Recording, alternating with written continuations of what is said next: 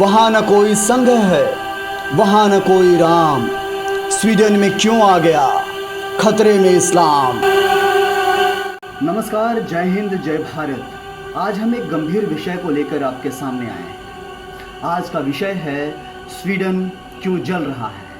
इस प्रोग्राम में हम आपको कुछ ऐसी बातें बताएंगे जो आज तक ना आपने सुनी होगी, ना ही देखी होगी और ना ही आप तक जान पाए होंगे। ये तस्वीर स्वीडन से आई है। इन तस्वीरों को देख करके आप समझ सकते हैं कितने बुरे हालात से इस वक्त स्वीडन गुजर रहा है। देखते ही देखते कुछ लोगों ने पूरे स्वीडन को आग में झुलसा दिया।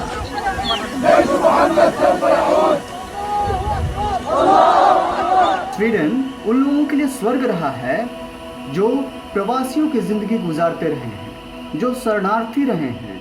स्वीडन ने हमेशा से शरणार्थियों को अपने यहाँ जगह दिया, लेकिन स्वीडन को बदले में क्या मिला, ये तस्वीरें उसकी गवाह हैं। स्वीडन में दक्षिणपंथी कार्यकर्ताओं ने दक्षिणी शहर माल्मो में एक पवित्र कुरान को आग के हवाले कर दिया।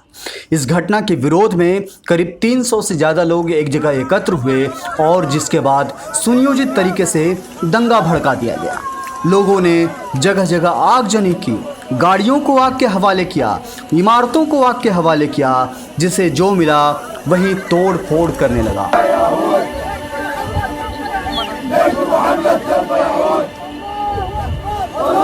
स्वीडन में जारी तनाव के बीच कहा जा रहा है कि मुसलमानों की बढ़ती आबादी इसके लिए सबसे बड़ी जिम्मेदार है।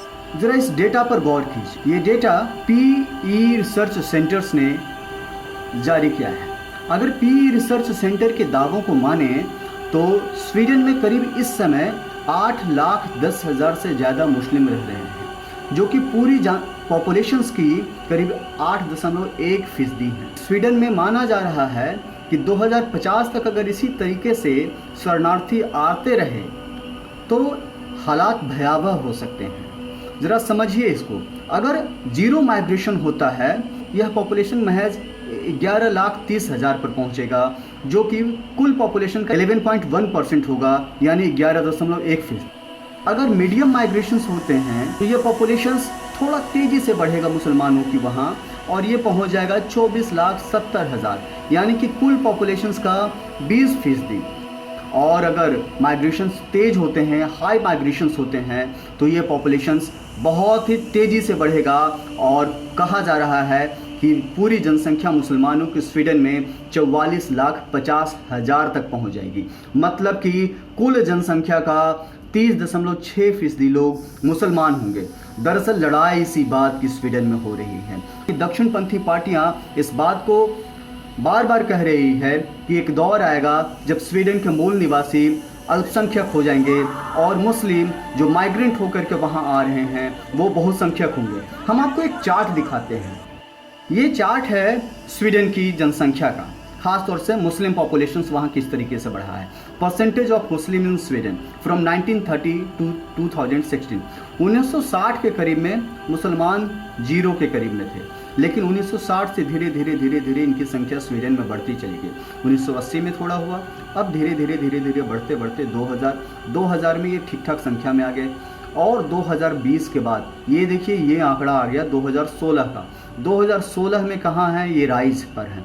मतलब कि लगातार आप इस चार्ट से समझ सकते हैं कि मुसलमानों की जनसंख्या स्वीडन में लगातार बढ़ते जा रही है। और यही वजह है कि आज नौबत जो है दंगे, फसाद और आगजनी तक की पहुँच गई है।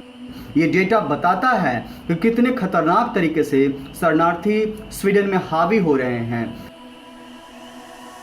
साल 2000 में मुसलमानों की जनसंख्या स्वीडन में महज 2 लाख से 2.5 लाख थी, लेकिन जैसे जैसे साल बीतता रहा, मुसलमानों की जनसंख्या बढ़ती ही चली गई और ये लगातार बेहद तेजी से बढ़ते जा रहे हैं। साल 2000 में केवल 2 लाख से 2.5 लाख पॉपुलेशंस जो थी वो मुसलमानों की थी, लेकिन यूएस की एक रिपोर्ट कहती है कि 2009 में मुसलमानों की जनसंख्या बेहद तेजी से बढ़ी।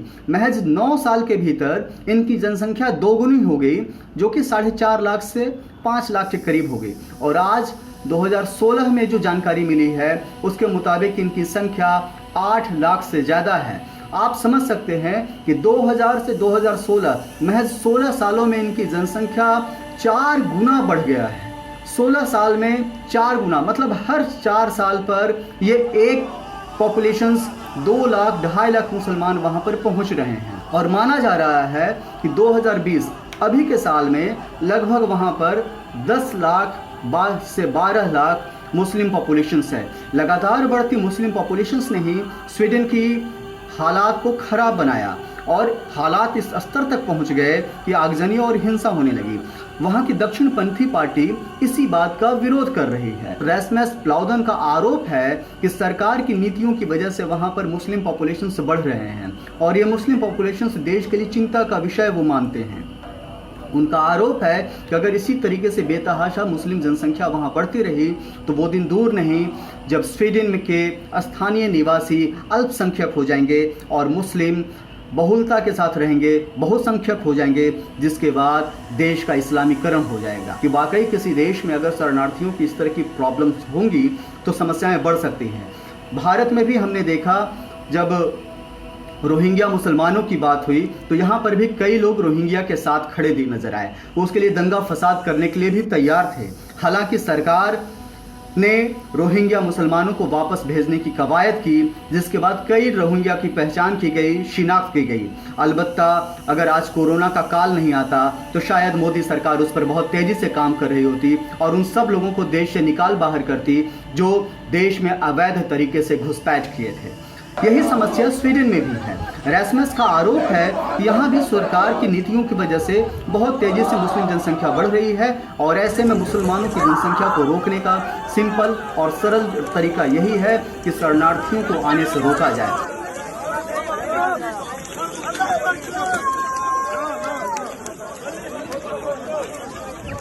खाली